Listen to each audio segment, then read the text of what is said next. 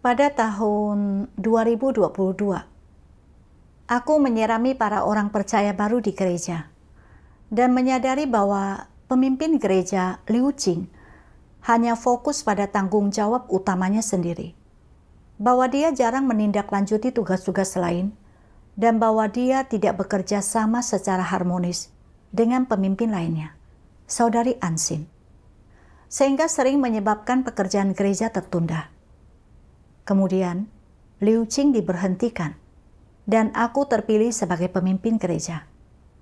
Dan aku diam-diam berpikir, aku harus bekerja sama secara harmonis dengan Ansin, agar saudara-saudari melihat bahwa aku pasti tidak akan bersikap picik dan berpikiran sempit seperti Liu Jing, hanya fokus pada tanggung jawab utamaku sendiri tanpa peduli pada tugas lain. Untuk meningkatkan efisiensi kerja, kami membagi tugas. Aku terutama bertanggung jawab atas pekerjaan penginjilan dan pekerjaan tulis-menulis. Sementara Ansin terutama bertanggung jawab atas pekerjaan penyiraman dan pekerjaan pembersihan. Agar saudara-saudari melihat bahwa aku memiliki kemanusiaan yang baik dan aku adalah orang yang pengertian. Aku juga berinisiatif mengambil beberapa pekerjaan urusan umum. Setelah itu, waktuku banyak dihabiskan untuk berkumpul dengan semua orang atau menindaklanjuti pekerjaan penginjilan dan pekerjaan tulis-menulis. Lama-kelamaan, aku menyadari bahwa Ansin kurang memiliki rasa terbebani dalam tugasnya dibanding sebelumnya. Dan beberapa tugas hanya ditangani dengan sikap asal-asalan, tanpa ditindaklanjuti dengan baik. Aku ingin menunjukkan hal ini kepadanya. Tetapi kemudian aku berpikir, tidak ada orang yang sempurna. Semua orang pasti pernah melaksanakan tugasnya dengan sikap asal-asalan. Aku seharusnya tidak menuntutnya dengan standar yang terlalu tinggi. Lagi pula, jika aku menunjukkan hal itu, akan terlihat seperti aku bersikap kasar. Aku akan bergadang saja untuk menindaklanjuti tugas-tugas yang dia lewatkan. Jadi, aku mengambil alih semua pekerjaan yang belum dia selesaikan. Selama waktu itu, aku ingin belajar lebih banyak tentang prinsip-prinsip dalam memberitakan Injil. Tetapi aku tidak memiliki cukup waktu. Aku merasa agak enggan. Tetapi aku tidak ingin Ansin mengira aku hanya fokus pada tugasku sendiri. Jadi aku memaksakan diriku untuk tetap menjalankannya. Setelah beberapa waktu, aku melihat bahwa Ansin makin kurang memiliki rasa terbebani dalam tugasnya. Dan dia tidak bergegas mengumpulkan informasi tentang orang-orang tertentu yang perlu dikeluarkan. Kebetulan saat itu, pekerjaan penginjilan sedang sibuk. Jadi jika aku juga yang harus menangani pekerjaan pembersihan, aku tidak akan mampu mengelola pekerjaan penginjilan dengan baik. Karena itu, aku mengingatkan Ansin untuk mengumpulkan informasi tersebut secepat mungkin. Namun setelah itu, kelihatannya dia masih tidak bergegas. Dan aku berpikir untuk bersekutu tentang hal ini dengannya. Tetapi aku takut. Jika aku terlalu banyak bicara, dia akan merasa tidak suka kepadaku. Jadi aku memilih untuk diam. Aku juga ingin Ansin mengambil bagian dalam pekerjaan urusan umum di gereja, agar aku punya lebih banyak waktu untuk menindaklanjuti pekerjaan penginjilan. Tetapi kemudian aku berpikir, Ansin lebih tua dariku, dan kesehatannya kurang baik. Jika aku memintanya mengambil lebih banyak pekerjaan, akan terlihat seperti aku yang kurang memahami kesulitannya dan tidak memiliki kasih. Lebih baik, aku saja yang mengerjakan lebih banyak.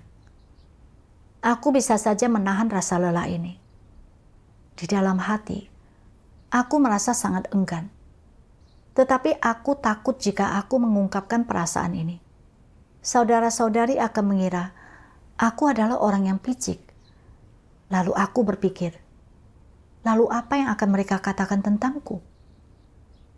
Lebih baik aku biarkan saja. Aku akan berusaha melakukan yang terbaik untuk pekerjaan yang bisa kutindaklanjuti saja. Di hari-hari berikutnya, aku sering bergadang, dan seiring waktu, ketidakpuasan yang kupendam mulai meluap. Tetapi kemudian aku berpikir bahwa karena aku mengelola semua pekerjaan, Ansin pasti akan menganggap aku memiliki kemanusiaan yang baik. Jadi aku menahan perasaan itu. Aku juga bersikap seperti ini saat berinteraksi dengan saudara-saudari lainnya. Beberapa saudara-saudari tidak memahami masalah yang berkaitan dengan pengaturan keamanan komputer dan pembaruan perangkat lunak. Padahal, mereka bisa belajar sendiri dengan melihat tutorial. Tetapi mereka malah menungguku untuk membantu mengaturkannya. Dalam hati aku mengeluh. Ada banyak sekali pekerjaan kepemimpinan yang harus kulakukan. Mengapa kau tidak melakukan hal ini sendiri saja, daripada menungguku untuk membantumu? Namun, aku tidak berani menunjukkan masalah mereka, karena takut hal itu akan membuatku terlihat terlalu picik dan mencari-cari kesalahan, serta mereka akan memiliki kesan buruk tentangku. Jadi aku memutuskan untuk tetap membantu mereka sebisa mungkin. Dengan cara ini, aku selalu mengalah dan berkompromi dengan orang lain, menuntut diri sendiri dengan ketat, tetapi bersikap toleran terhadap orang lain. Saudara-saudari pun menjadi sangat bergantung padaku. Jadi aku pun berpikir bahwa aku memiliki kemanusiaan yang baik, tidak picik, dan mampu bekerja sama dengan siapa saja. Terutama saat mendengar saudara-saudari berkata bahwa aku terlihat sangat lelah dan sibuk, hatiku merasa cukup terhibur. Berpikir bahwa semua pengorbananku tidak sia-sia. Selama beberapa bulan berikutnya, aku mengambil berbagai macam tugas di gereja. Sampai-sampai tidak punya waktu untuk saat teduh dan tidak mampu menindaklanjuti pekerjaan penginjilan. Akibatnya, tidak ada seorang pun yang memasuki prinsip-prinsip dalam memberitakan Injil. Tidak ada penyimpangan dalam pekerjaan yang bisa diidentifikasi. Dan pekerjaan penginjilan pun tidak membuahkan hasil apapun. Kemajuan Ansin dalam pekerjaan pembersihan juga lambat. Dan masalah dengan para penyiram belum ditindaklanjuti atau diselesaikan. Melihat hal ini, aku merasa sangat cemas dan tidak berdaya dalam hati. Pada saat itu, aku menghadap ke hadirat Tuhan untuk berdoa. Tuhan, aku telah membayar harga yang besar dalam tugasku sebagai pemimpin. Tetapi pekerjaannya belum membuahkan hasil apapun. Tolong cerahkan dan bimbinglah aku, agar aku dapat menyadari permasalahanku. Suatu hari, aku menemukan satu bagian dari firman Tuhan. Tuhan yang Maha Kuasa berfirman, "Sekarang, mari kita persekutukan pepatah tentang perilaku moral berikutnya. Bersikaplah tegas terhadap diri sendiri dan toleran terhadap orang lain." Apa arti pepatah ini? Itu berarti engkau harus membuat tuntutan yang tegas terhadap dirimu sendiri dan bersikap lunak terhadap orang lain, sehingga mereka dapat melihat betapa berlapang dada dan murah hatinya dirimu. Lalu mengapa orang mau melakukan hal ini? Apa yang ingin dicapai? Dapatkah orang melakukannya? Apakah ini benar-benar ungkapan alami dari kemanusiaan yang normal? Tidak. Engkau harus sangat menahan amarah karena perlakuan tidak adil terhadapmu untuk dapat melakukan hal ini. Engkau harus membebaskan dirimu dari keinginan dan tuntutan, mengharuskan dirimu merasakan lebih sedikit kenikmatan, menderita lebih banyak, membayar harga lebih besar, dan bekerja lebih banyak agar orang lain tidak perlu kelelahan. Dan jika orang lain menggerutu, mengeluh, atau berkinerja buruk, engkau tidak boleh menuntut terlalu banyak dari mereka. Rata-rata saja sudah cukup. Orang-orang yakin bahwa ini menandakan moral yang luhur. Tetapi mengapa menurutku itu palsu? Bukankah itu memang palsu? Dalam keadaan normal, ungkapan alami dari kemanusiaan orang biasa adalah bersikap toleran terhadap dirinya sendiri dan tegas terhadap orang lain. Itulah yang sebenarnya. Jika orang diharapkan untuk hidup sesuai dengan ide, tegas terhadap diri sendiri, dan toleran terhadap orang lain, penderitaan apa yang harus mereka tanggung? Mampukah mereka benar-benar menanggungnya? Berapa banyak orang yang akan berhasil menanggungnya? Tidak ada. Dan mengapa tidak ada? Manusia egois menurut naturnya. Mereka bertindak berdasarkan prinsip bahwa jika orang tidak memikirkan dirinya sendiri, langit dan bumi akan menghukumnya. Benar, manusia terlahir egois. Manusia adalah makhluk yang egois dan sangat berkomitmen pada falsafah iblis. Jika orang tidak memikirkan dirinya sendiri, langit dan bumi akan menghukumnya. Manusia beranggapan, jika mereka tidak bersikap egois dan memikirkan diri mereka sendiri, ketika sesuatu menimpa mereka, itu akan menjadi malapetaka bagi mereka, dan itu tidak wajar. Inilah yang orang yakini, dan dengan cara seperti itulah mereka bertindak. Jika orang diharapkan untuk tidak bersikap egois dan membuat tuntutan yang tegas terhadap diri mereka sendiri, dan rela mengalami kerugian daripada mengambil keuntungan dari orang lain, dan jika mereka diharapkan untuk dengan gembira berkata, ketika seseorang memanfaatkan mereka, kau mengambil keuntungan dariku, tetapi aku tidak mempermasalahkannya. Aku adalah orang yang toleran, aku tidak akan menjelek-jelekkanmu atau berusaha membalasmu, dan jika kau belum cukup mengambil keuntungan dariku, jangan ragu untuk melanjutkannya. Apakah itu harapan yang realistis? Berapa banyak orang yang mampu melakukan hal ini? Inikah cara manusia yang rusak biasanya berperilaku? Jelas sekali, jika hal seperti ini yang terjadi, itu adalah ketidakwajaran. Mengapa demikian? Karena orang-orang dengan watak yang rusak, terutama orang-orang yang egois dan hina, berjuang untuk kepentingan mereka sendiri dan sama sekali tidak akan merasa puas karena memikirkan orang lain. Jadi, fenomena ini, jika itu memang terjadi, adalah sebuah ketidakwajaran. Bersikaplah tegas terhadap diri sendiri dan toleran terhadap orang lain. Pepatah tentang perilaku moral ini jelas merupakan tuntutan yang tidak sesuai dengan fakta atau dengan kemanusiaan yang diajukan atas dasar gagasan dan imajinasi manusia oleh para moralis sosial yang kurang memahami kemanusiaan.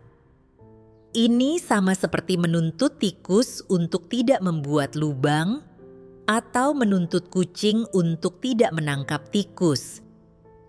Apakah benar mengajukan tuntutan seperti itu? Tuntutan ini jelas tidak sesuai dengan kenyataan dan sangat kosong.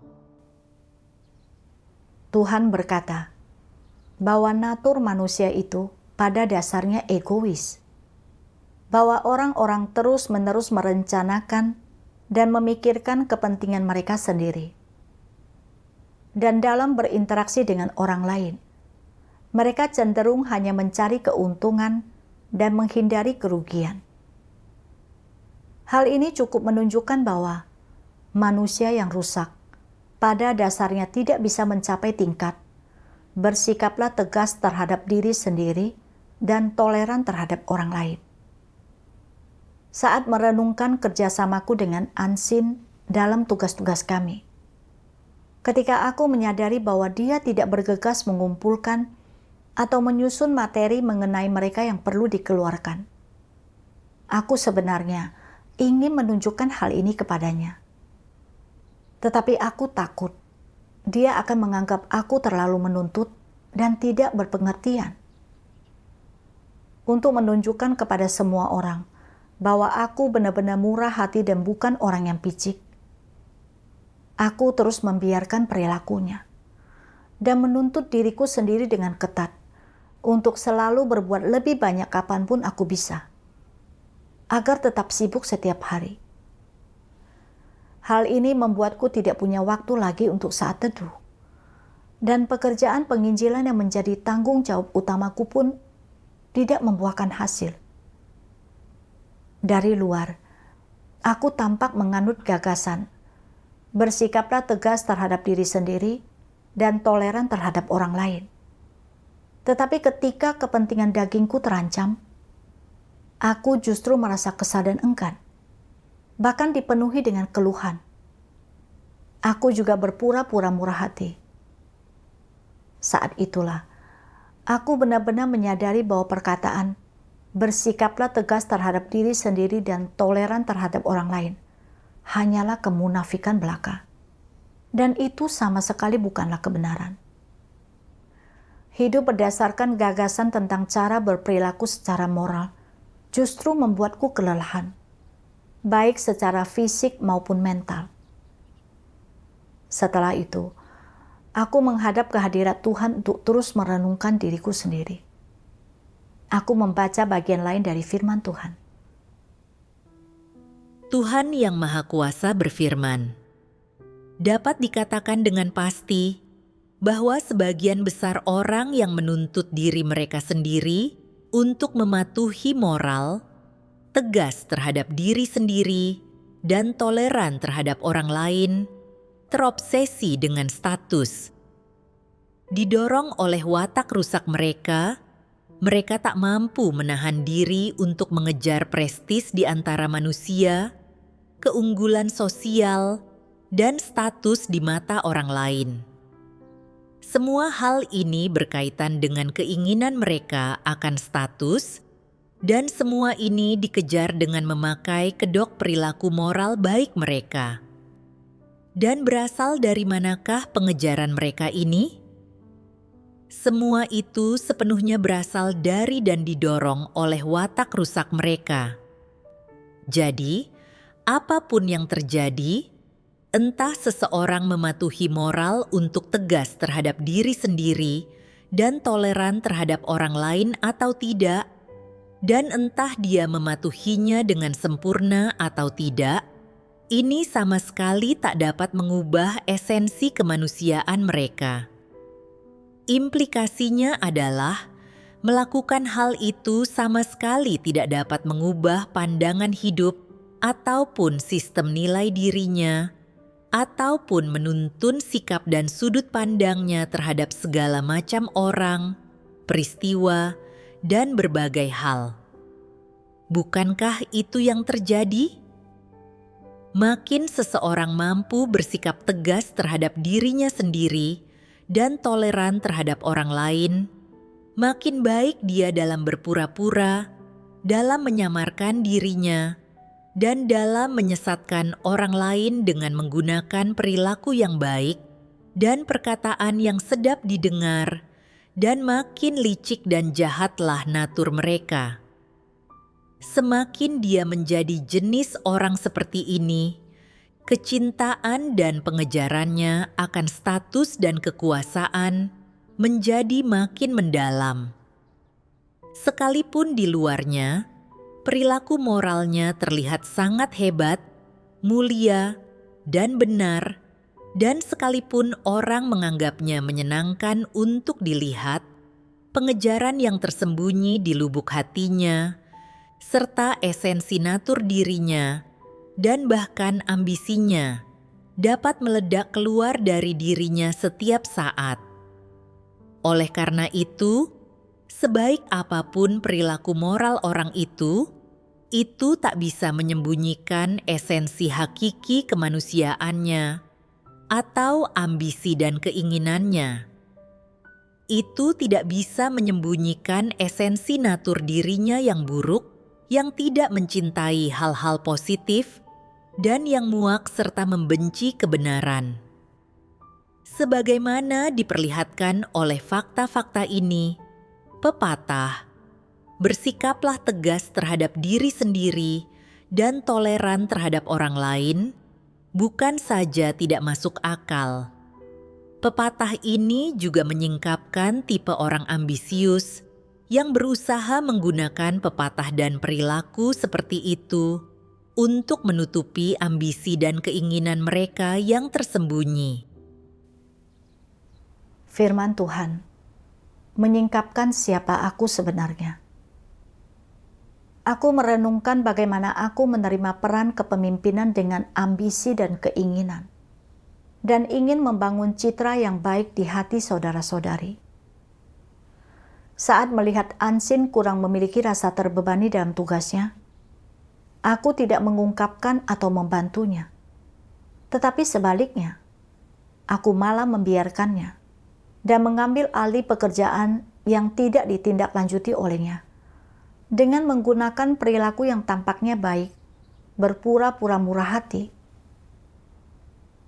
Ketika aku melihat saudara-saudari tidak bersikap proaktif dalam mempelajari keterampilan komputer, hanya pasif menungguku untuk menanganinya. Aku ingin menunjukkan masalah mereka. Tetapi aku takut mereka akan menganggapku tidak berpengertian terhadap mereka. Jadi aku terus mengalah. Saat energiku habis dan mentalku tidak mampu menanggungnya lagi, aku menjadi getir dan lelah. Dan aku pun merasa tidak puas serta enggan. Namun demi membuat semua orang melihat bahwa aku bukanlah orang yang picik, bahwa aku pengertian, toleran, dan selalu memikirkan orang lain, aku menanggung semuanya dan tidak menunjukkan masalah mereka. Dan akibatnya, tanggung jawab utamaku justru tidak dilakukan dengan baik. Aku melakukan semua itu untuk menjaga citra dan statusku di hati orang lain. Aku benar-benar munafik. Kemudian, aku membaca firman Tuhan dan memperoleh beberapa pemahaman baru tentang diriku sendiri. Tuhan Yang Maha Kuasa berfirman, "Sebagian orang terlihat cukup antusias dengan kepercayaan mereka kepada Tuhan. Mereka selalu peduli dan terlibat dalam urusan gereja, dan mereka selalu bergerak maju. Namun, secara tak terduga, mereka mengecewakan semua orang setelah menjadi pemimpin. Mereka tidak fokus dalam menyelesaikan masalah-masalah nyata umat pilihan Tuhan, tetapi justru berusaha sekuat tenaga untuk bertindak demi reputasi dan statusnya sendiri. Mereka suka memamerkan diri untuk membuat orang lain menghormatinya dan selalu berbicara tentang bagaimana mereka telah berkorban serta menderita untuk Tuhan, tetapi mereka tidak berusaha mengejar kebenaran dan jalan masuk kehidupan mereka. Ini adalah sesuatu yang tidak diduga oleh semua orang. Meskipun mereka menyibukkan dirinya dengan pekerjaan, memamerkan diri di setiap kesempatan, mengkhotbahkan kata-kata dan doktrin, memperoleh penghormatan dan pemujaan dari beberapa orang, menyesatkan hati orang, dan memperkuat status mereka, pada akhirnya apa yang akan terjadi? Terlepas dari apakah orang-orang ini menggunakan sedikit kebaikan untuk menyuap orang lain, atau memamerkan karunia dan kemampuannya, atau menggunakan berbagai cara untuk menyesatkan orang, dan dengan demikian memenangkan pendapat baik mereka, apapun metode yang mereka gunakan untuk memenangkan hati orang dan menempati posisi di hati orang-orang, apa yang telah hilang dari mereka? Mereka telah kehilangan kesempatan untuk memperoleh kebenaran saat melaksanakan tugas sebagai pemimpin. Pada saat yang sama, karena berbagai perwujudan mereka juga telah mengumpulkan perbuatan jahat yang akan berakibat pada kesudahan akhir mereka. Entah mereka menggunakan sedikit kebaikan untuk menyogok atau memikat orang, atau memamerkan diri mereka, atau menggunakan kedok untuk menyesatkan orang, dan sebanyak apapun manfaat dan kepuasan yang tampaknya orang peroleh secara lahiriah dari melakukan hal ini, jika dilihat dari hal ini, apakah ini adalah jalan yang benar? Apakah ini adalah jalan untuk mengejar kebenaran? Apakah ini adalah jalan untuk memperoleh keselamatan? Jelas bukan. Secerdas apapun metode dan tipu daya ini, mereka tidak dapat menipu Tuhan. Mereka semua pada akhirnya akan dikutuk dan dibenci oleh Tuhan, karena tersembunyi di balik perilaku semacam itu, terdapat ambisi liar manusia, serta sikap dan esensi penentangan terhadap Tuhan. Di dalam hatinya, Tuhan sama sekali tidak akan pernah mengakui orang-orang ini sebagai orang yang melaksanakan tugas mereka, dan sebaliknya akan mendefinisikan mereka sebagai pelaku kejahatan. Putusan apa yang Tuhan berikan ketika menangani pelaku kejahatan? Pergilah daripadaku, engkau yang melakukan kejahatan. Ketika Tuhan berkata, pergilah daripadaku, kemanakah Dia ingin orang-orang semacam itu pergi? Dia menyerahkan mereka kepada iblis, ke tempat-tempat yang dihuni oleh gerombolan iblis. Apa konsekuensi akhir bagi mereka? Mereka akan disiksa sampai mati oleh roh-roh jahat, yang artinya mereka dimangsa oleh iblis. Tuhan tidak menginginkan orang-orang ini, yang berarti Dia tidak akan menyelamatkan mereka. Mereka bukan domba Tuhan, apalagi pengikutnya. Jadi mereka bukan termasuk orang-orang yang akan Dia selamatkan.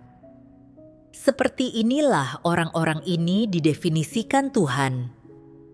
Jadi, apa sebenarnya natur dari upaya memenangkan hati orang? Naturnya adalah menempuh jalan antikristus. Ini adalah perilaku dan esensi yang antikristus miliki. Yang jauh lebih parah adalah esensi bersaing dengan Tuhan untuk mendapatkan umat pilihannya. Orang-orang semacam itu adalah musuh Tuhan. Dengan cara inilah antikristus didefinisikan dan digolongkan, dan ini sepenuhnya akurat.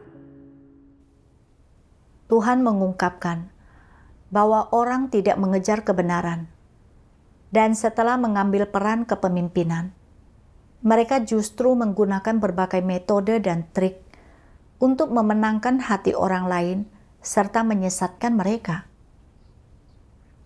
Mereka tampak seolah memahami kesulitan orang lain dan berempati. Tetapi tujuan mereka sebenarnya untuk melindungi reputasi dan status mereka, serta membuat orang lain menghormati mereka. Inilah jalan antikristus. Apa yang Tuhan ungkapkan persis seperti keadaanku. Sejak kecil, aku dipengaruhi oleh perkataan, bersikaplah tegas terhadap diri sendiri dan toleran terhadap orang lain. Aku percaya bahwa dalam berinteraksi dengan orang lain, seseorang harus pengertian dan toleran, lebih memikirkan orang lain, Jadi menanggung sedikit penderitaan atau kelelahan sendirian bukanlah hal yang besar. Dan melakukan hal itu merupakan tanda karakter yang mulia. Aku menjalani hidup berdasarkan budaya tradisional iblis. Saat melihat Ansin melaksanakan tugasnya dengan asal-asalan, aku tidak mengungkapkan hal ini dan bahkan mengambil alih pekerjaan yang belum ditindaklanjuti olehnya. Akibatnya, rasa terbebani terhadap tugasnya lama-lama berkurang. Ketika aku melihat saudara-saudari bermalas-malasan dan enggan berusaha mempelajari pengaturan dasar komputer sendiri, bukan hanya tidak menunjukkan masalah mereka, tetapi aku bahkan membantu mereka. Sehingga akhirnya mereka tanpa sadar bergantung padaku dalam segala hal. Demi dikagumi oleh saudara-saudari, aku berpura-pura terlihat pengertian. Padahal dalam hati sangat enggan dan akhirnya menyesatkan orang lain. Aku melakukan berbagai hal demi menuruti keinginan daging orang-orang agar bisa memenangkan hati mereka. Dan aku menjadi makin jahat, licik dan munafik. Meskipun aku dikagumi orang lain, aku justru merusak pekerjaan gereja dan menyebabkan kerugian bagi saudara-saudari. Pekerjaan penginjilan membuahkan hasil yang buruk, dan pekerjaan pembersihan pun tertunda. Aku tidak melaksanakan tugasku, tetapi justru melakukan kejahatan. Aku telah menempuh jalan antikristus. Setelah menyadari hal ini, aku pun menangis dan berdoa kepada Tuhan. Tuhan, aku selalu berusaha melindungi statusku di hati orang lain dan menunda pekerjaan gereja. Aku tidak layak menerima keselamatanmu.